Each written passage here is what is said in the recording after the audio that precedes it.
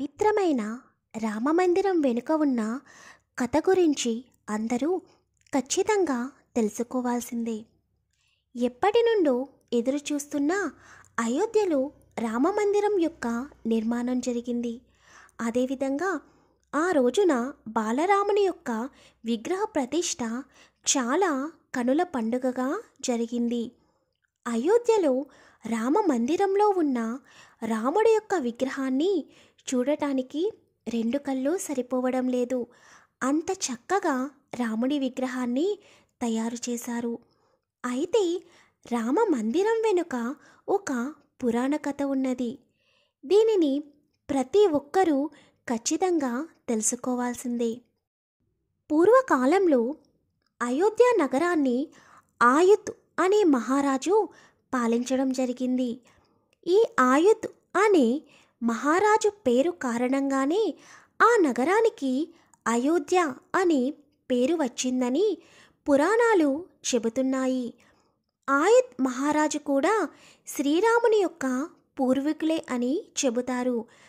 దశరథుడు పుత్ర కామేష్టి యాగం చేయడం వలన శ్రీరాముడు జన్మించడం జరుగుతుంది.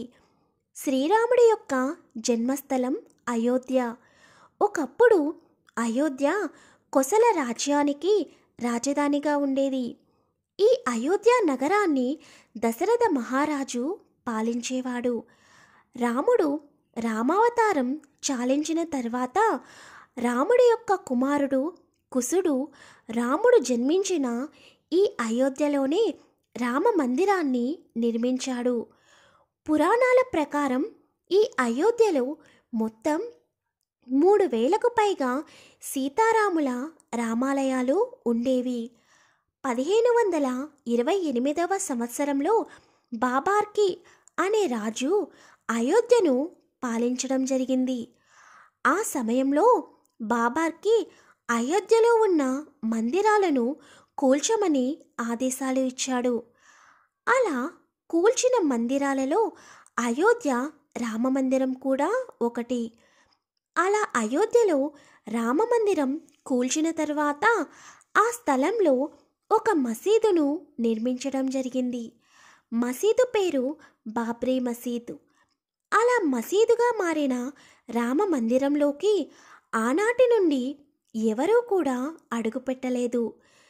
తర్వాత జైసింగ్ అనే ఒక హిందువు మసీదును నిర్మించిన 190 సంవత్సరాల తర్వాత ఆ స్థలంలో రామమందిరం ఉండేదని తెలుసుకుని ఆ రామమందిరం హిందువులకు ఎంతో ముఖ్యమని తెలుసుకుని మసీదు చుట్టూ ఉన్న స్థలాన్ని సొంతం చేసుకోవాలని ప్రయత్నించాడు.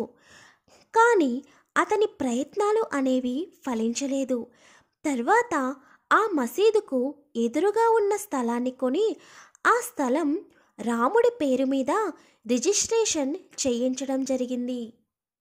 మసీదుకు ఎదురుగా ఒక వేదికను కట్టి ఆ వేదికకు రుముని అనే పేరు పెట్టడం జరిగింది.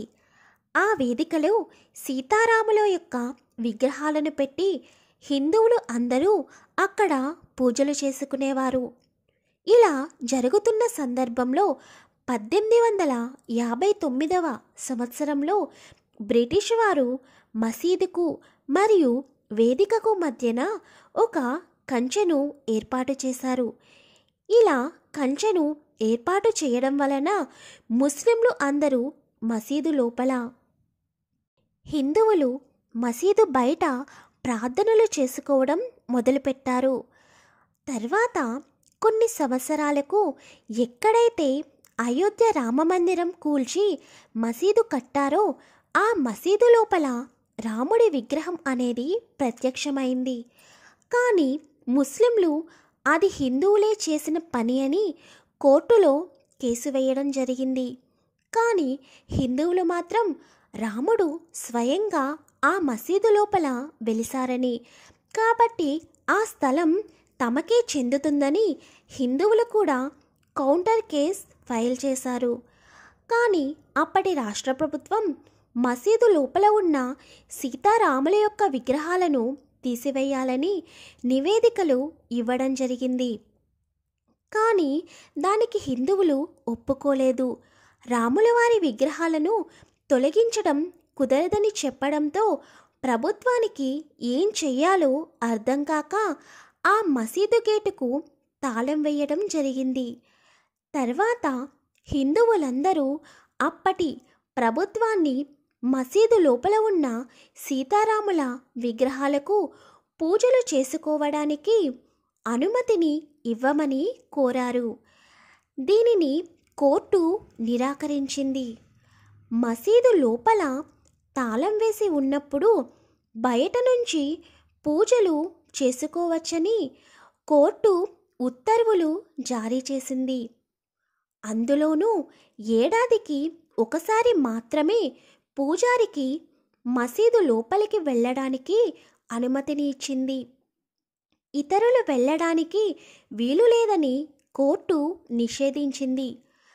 తర్వాత ఎల్కే అద్వానీ రాముడి యొక్క జన్మస్థలమైన అయోధ్యలో రామమందిరం నిర్మించాలని ఒక ఉద్యమానికి తెరలేపారు.